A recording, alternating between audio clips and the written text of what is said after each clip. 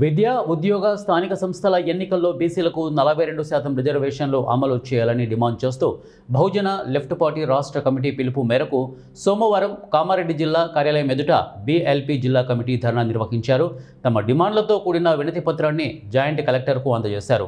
ఈ విషయాన్ని కేంద్ర ప్రభుత్వానికి విజ్ఞప్తి చేయాలని వారు జేసీని కోరారు. అనంతరం బీజేపీ రాష్ట్ర ప్రధాన కార్యదర్శి సిద్ధిరాములు, జిల్లా అధ్యక్ష కార్యదర్శులు నాగరప ఎల్లయ్య, వడ్లసాయి కృష్ణ మాట్లాడుతూ తెలంగాణ రాష్ట్ర ప్రభుత్వం 2025 మార్చిలో బీసీ కులాల ప్రజలకు విద్య, ఉద్యోగ, స్థానిక సంస్థల్లో 42% రిజర్వేషన్లను అమలు చేయాలని రాష్ట్ర అసెంబ్లీలో బిల్లులను ఆమోదించి కేంద్ర ప్రభుత్వానికి రాష్ట్ర గవర్నర్కు పంపింది.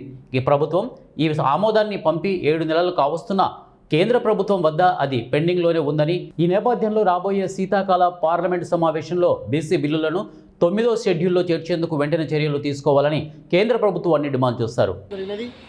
ఏదైతే గతంలో తెలంగాణ రాష్ట్ర ప్రభుత్వము అసెంబ్లీలో 42% రిజర్వేషన్లు ఇవ్వాలనేది తీర్మానం చేయడం జరిగినది.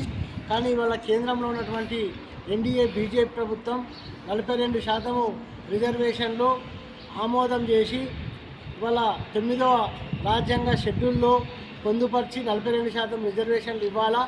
ఎందుకంటే ఇవాళ దేశంలో పిడికెడు మంది ఆధిపత్య అగ్రకులాల ఆధ్వర్యంలో ఇవాళ పాలన జరుగుతున్నది.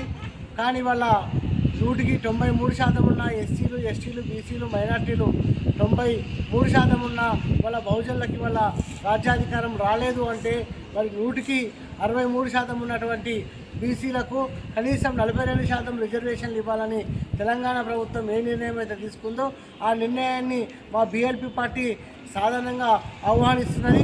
కాబట్టి ఇప్పటికైనా పార్లమెంటులో ఈ బిల్లును ఆమోదం చేయాలా.